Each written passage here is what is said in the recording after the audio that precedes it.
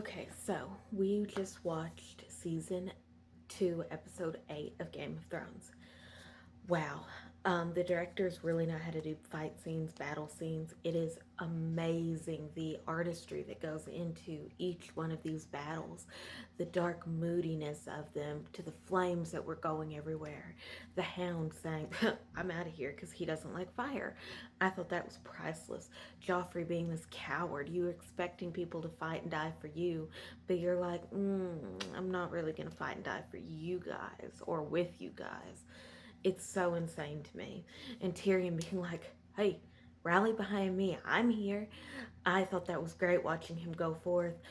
All the little talks that Cersei had with Sansa about, you know, being a woman and what happens and her wishing she would be in battle.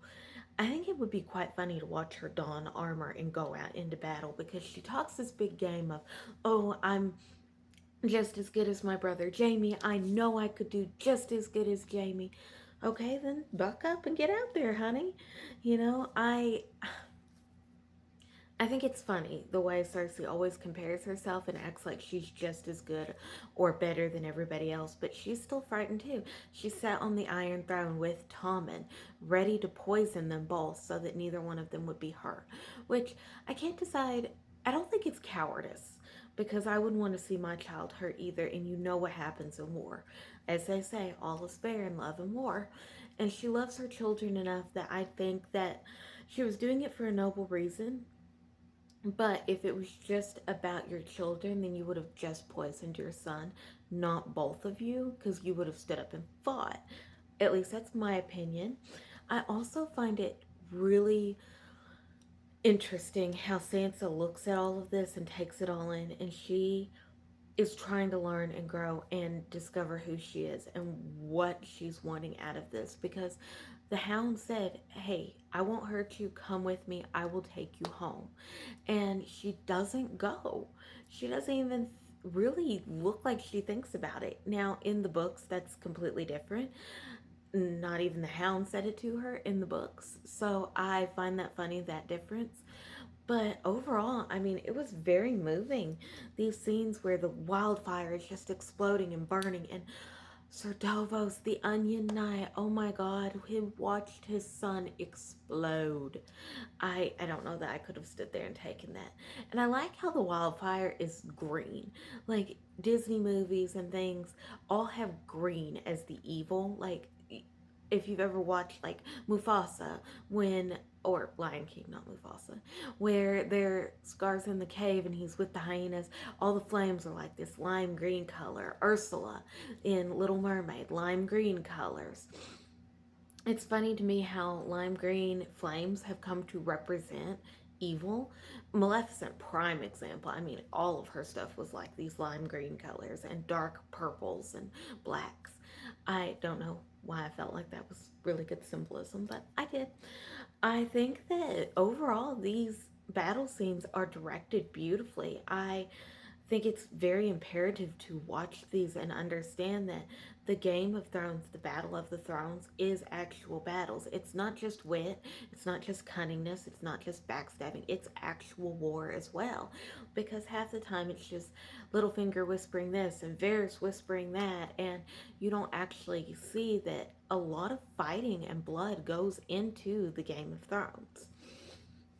I also really, really, really can't wait to see how Tyrion does. I know what happens in the books, but I'm interested to see how they portray that in the show.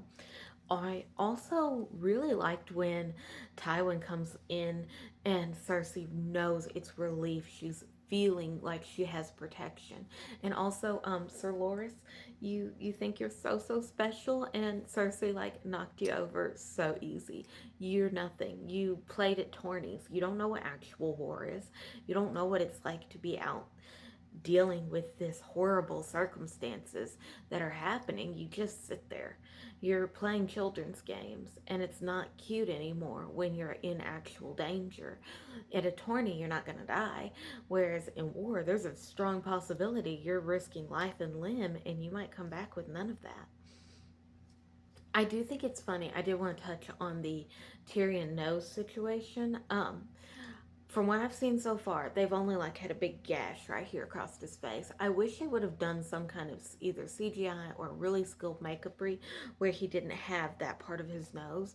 I know that's kind of weird, but I feel like that would have made it harder because, in all actuality, Peter Dinklage. I know I hate to mispronounce his name. If somebody knows how to say it, please leave it in the comments. He's not an unattractive man. Like, the whole premise of Tyrion is that everybody's like, oh, he's ugly, he's a dwarf, blah blah blah.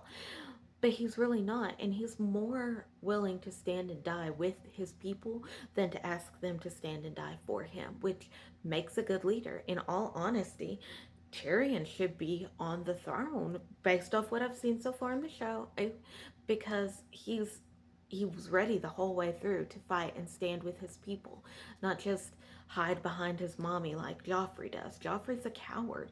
If it comes to being mean to prostitutes, he's like, oh yeah, I'm all for that. But even he didn't actually hurt them, so to speak. He made them hurt each other, which shows that he's just this big coward. And I understand he's a kid. He's like 13 in the books, and in this, they've aged him up to like 17, 18. But if you want to play king, and he does, he's always screaming, I am the king. And you're whining and saying all these things about how you are so much better and you've got all this figured out, then you really should be king. Like, take some charge. Quit asking everybody else to make decisions for you and quit running away so much. Be a king, be a leader. Don't be a coward.